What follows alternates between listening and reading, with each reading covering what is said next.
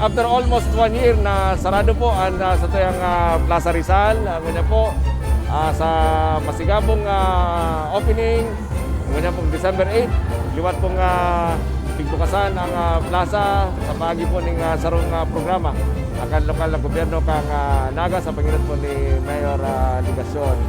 Na ugo po na mahiling nakakainganyo na ang mga aki, nagkakarawat, nakaluwas kiraray sinda. Sabay po kang naglalangkaw na vaccination rate kang lokal na gobyerno kang Naga. Naiinganyo po kita dahil dakon ng mga taga-Naga ang nagpapabakuna na sa kunyan. Nagko-contribute po ni sa panagos na pagtalubo kan sa tuyo pong mga negosyo, luway-luway girari na pag-angat kan sa tuyo pong mga negosyo. Despite kasi mga inagihan ng mga problema kanakaagi po mga bulan, mga taon dara po kaning COVID-19.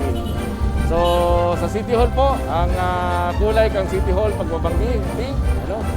In support po sa tuyong namumutan na Vice President Lenny Herona Robredo. And aron po sa puso kan mga taga-Naga, mga Bicolano, ang sa tuyong pong pagtangkuros po sa tuyong pong namumutan na Vice Presidente. So sa kanya po, sa Plaza Rizal, tuloy-tuloy ang mga kaugmahan, marabangging kaugmahan. Madano po kita, magpasyal, magugma, daron ang sa tuyong mga aki, ano? Ang sa tuyong pong mga pamilya. Sa tuyong pong isilibrar, ang sa tuyong pong Pasko, sa pagi po ning pagiribanan giraray, pagtangkuro sa lambang saro, sa pagi po kanong pasilidad na binubukasan kan lokal na gobyerno kang Naga. Ang sa tuyo po ng PSO, ang sa tuyo po ng PNP, igwa manggirari ng instruction na sigatuhon ang pag-observar kan si minimum health protocols na dapat pong observar kan si itong mga kababayan ta. At the same time po, no, dawa po mga aki yan, siguro doon manggirari na naalalayan, na mas maray na po itong ilikay na sinda sa anuman na kakatibaadan. Kasi araw tama po ba na mga aki, pag-excited na maray, dalagan digdi, dalagan duman, kaya mas maray na po itong kontrolado ta sinda. Ano po? Ang mga negosyo ta po na nakapalibot digdi sa Plaza Rizal, Plaza Quezon, ano, nagbubuswak kiraray, and sa tuyo pong paghihiling na makakadagdag po ni sa beauty kasi sa tuyo pong syudad kang Naga. Mga tugang naugpo po kita dahil sa pagkasararo kan lambang saro sa tuya, kan lokal na gobyerno, pagtarabangan ta, mga iba-ibang sektor. Sa tuya pong pinganduyugan, sa tuya pong medical sector, nababa na maraya sa tuya pong quarantine status ano, sa syudad kang Naga. Hopefully magdire-diretso pa po niyo. Pero dahil po paglingawan sa tuyo pong mga kababayan na nagsakripisyo po sa inyong buhay dahil po kang COVID, ano, nawara sa ibabaw kang kinaban because of COVID. At the same time, ito man pong mga recoveries, ano, panagos na po silang ipangadi. And at the same time po, piriton ta na mas lalo pang magbabaan na klasifikasyon kang Naga. Tangari pong eventually next year, magkaigwa na kita ng salado ng edukasyon, face-to-face classes, ano, kan iba-ibang eskwelaning di sa Naga, both private and public. And ang sa tuyo pong ekonomiya, dire-diretso na talaga magtalubo. Mari down po yung gabos sa pag-obserbar ta, mari down po yung gabos sa tuyo pong pagbalik ta kang normal na pagbuhay hindi sa tuyo lugar. Nadadamog po ang programang ini sa 89.5 radyo natin sa paagi po ni Station Manager Maria Fe Mariscal, and of course sa 105.5 sa paagi po ni Station Manager Idol Bong Villacruz. And of course, live po kita sa FB page kasi pong lingkod, Nagawad Lito del Rosario. So, mga tugang sa liwat pong pagbubukas ka sa ito pong Plaza Rizal, ano, mahiling po nindo, ang ambience, pada po, iribanan kita, libuton ta po, ang sa ito yung Plaza Rizal, as in ang kasentruhan kang Naga City. Iribanan po kita. Ay, kumusta?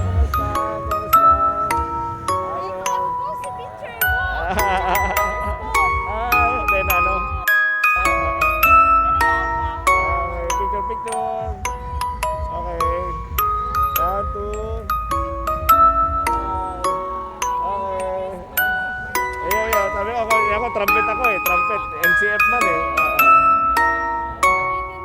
Ayo, nagurang-urang oh. Ay.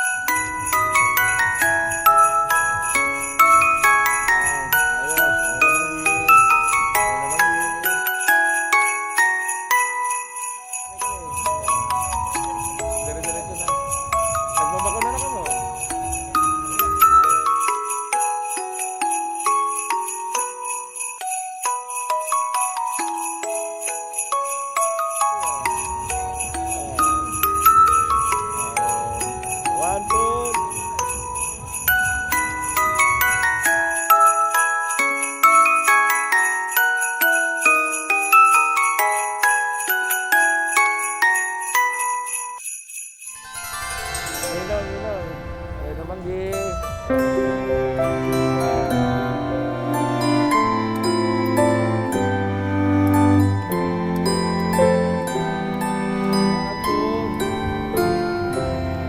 Okay, ayos.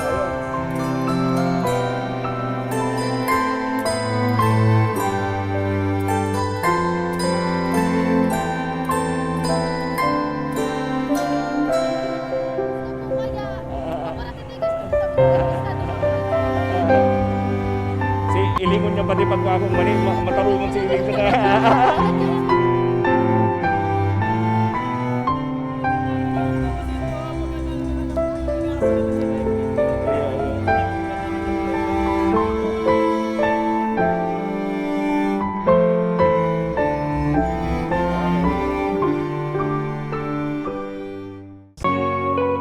Celebrate in gracious settings among family and friends. Visit our cafe and experience our delicious menu for group meals.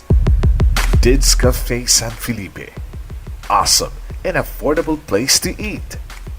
Located at Parkview Executive Building in front of Montessori Campus, San Felipe, Naga City. Dids Cafe is now accepting cake reservations. You can call us at 0950-313-3583 or 0917-8769-065. Sa Facebook, hanapin ang Dids Cafe San Felipe.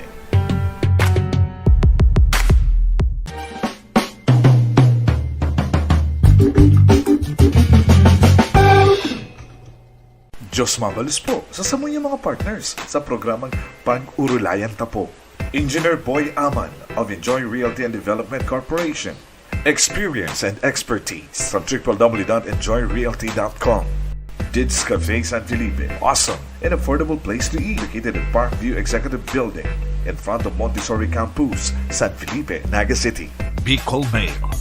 Accurate, reliable, and balanced reporting. Visit Bicol Mail on Facebook or www.bicolmail.net. And LYRR Corporation.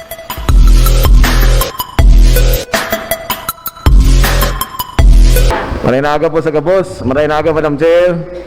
To my esteemed colleagues in the 13th Sangguniang Panlunsod, our guests, Sir Danny, Mamalu, Chef Billy, Kapitan Nep, and mga pag-iriba sa Barangay Council, Sir Frank. Magagayon po mga bareta ang nagbukas kan sa tuyo pong mga aldaw, mga simana kan nakaagi pong nagkakapirang Dias.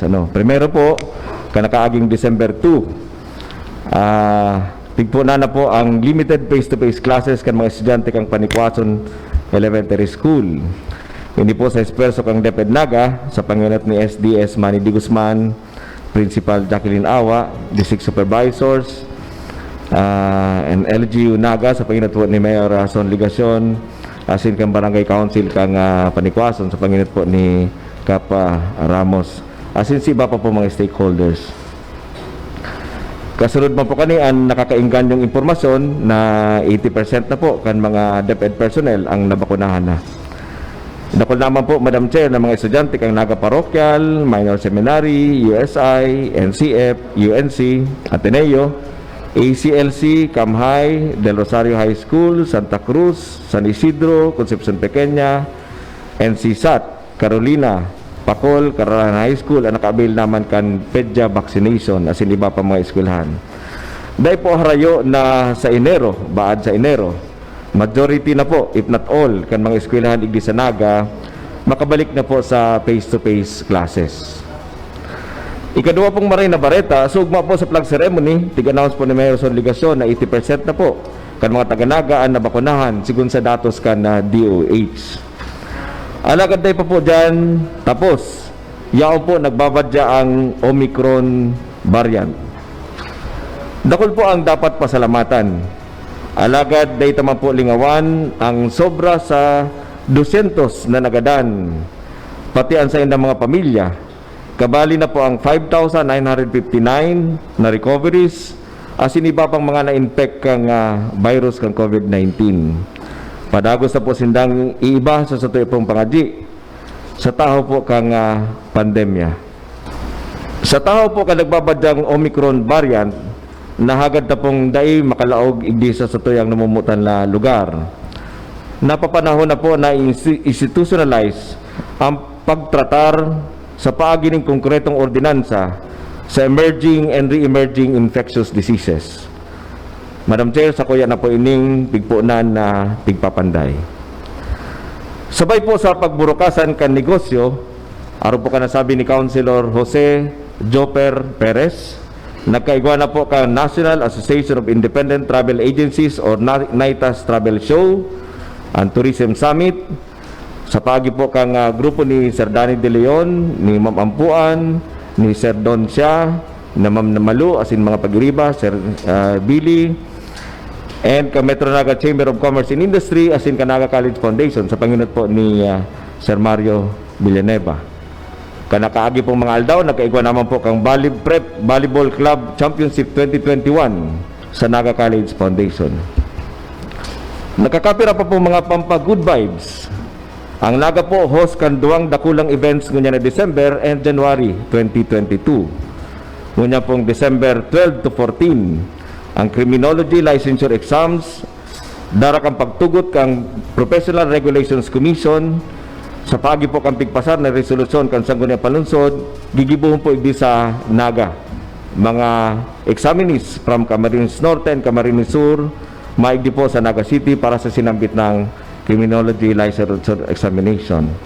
Asin sa Enero, ang bar exams po on January 16 to February 6, 2022. Inaasahan po na ang duwang aktibidades na ni maparambong pa kan sa tuyang negosyo asin turismo igdi sa tuyang syudad. Bilang mga Nagenyo, matindog kita kung saan kita nahilinganing kaluyahan kan mga nagtalikod na bulan. Sa tuya pong i-welcome ang mga examinees, ibid good luck sinda, asin kuguson, asin padaguson igdi po sa tuyang maugmang lugar. Diyos mabalos po. Mabalos, Councilor Lito del Rosario. Salamat po sa mga nag-antabay sa tuya duman sa tuya pong episode, ano, ang first year anniversary kan sa tuya pong programang pag-urulayan ta po, ano. Dahil taon po ni ma-achieve kundi mo po kamo padagos na nagsusuporta. Ako po na ugma ako kay mano po sa tuyang team dahil po ta nakakapaabot kita sa mga kababayan ta kan mga impormasyon na dapat na maisiyan ninda, makadagdag ng kaaraman. Ako po palakaw-lakaw ko, ano, sa iba-ibang barangay, sa iba-ibang sityo. Si mga nagsasabi sa kuya, Sir Lito, pag-urulayan ta, ano naman ang pag-urulayan ta? Kagawad del Rosario, kung saan-saan ka ng mga lugar na nakakaduman. Paghahapon ko sa indasain mo niya ko yan.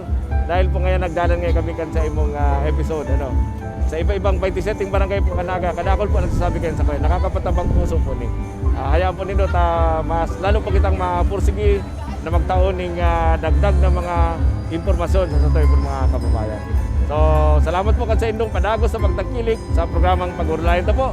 Kaya pa sa inyong amigo, si Consal Lito del Rosario kang Naga.